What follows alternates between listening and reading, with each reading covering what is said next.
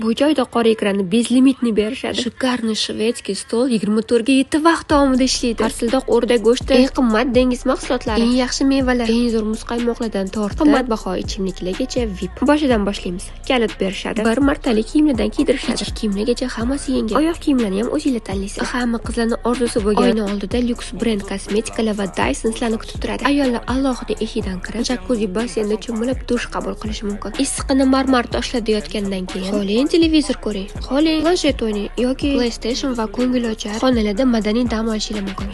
Yaxshilab massaj qilib qo'yishsin desanglar, premium kosmetikalar bilan bajarib qo'yishadi. Undan keyin bir chashka choy ichib, 1-2 soat uxlab olishingizni tavsiya qilaman. Chunki kechki taom uchun kuch yig'ib olishingiz kerak. Bu oddiy ujin emas. Bu yerda har bitta taom san'at asari. O'sha noyob qimmatbaho foagradan tortib, og'izda erib ketadigan brisket go'shti va ikralar hammasi tekin va umuman chegaralanmagan. Hatto durian mevasini ham xohlaganicha berishadi. Bu shohona spa Guanjoda joylashgan. 24 soat uchun $370 to'ladim. Endi nima deb o'ylaysiz, bu arzon yoki qimmat?